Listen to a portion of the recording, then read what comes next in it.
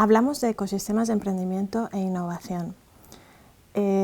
Este concepto viene obviamente de una metáfora de la biología, de lo natural, ¿no? Donde seres vivos interaccionan entre ellos, pero también con los seres no vivos que hacen parte de un territorio, de una región, de algo localizado.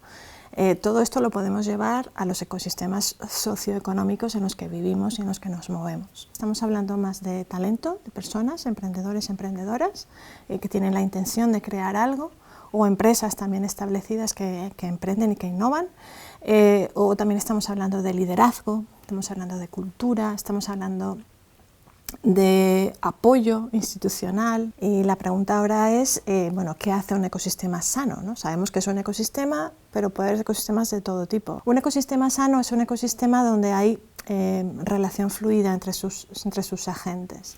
Es un ecosistema que tiene atractivo, es un ecosistema con una identidad propia, una búsqueda de su originalidad, diríamos, ¿no? de su diferencial. Tiene una estrategia clara y común y sus agentes trabajan cohesionadamente. Todo esto no son simples teorías ni conceptos que no tienen una aplicación práctica. Realmente los ecosistemas son muy prácticos, muy reales, estamos inmiscuidos en ellos, ¿no? Pues uno de ellos es el Mondragón mismo, ¿no? 68.000 personas, múltiples agentes trabajando en una red y aportando todos esos apoyos necesarios para crear nuevas empresas, por ejemplo, también, ¿no? Tenemos ahí una miriada de proyectos en esta línea de ecosistemas emprendedores que lo que hacen es tratar de apoyar esa nueva creación de empresas y de valor, ¿no? Dentro de nuestro territorio.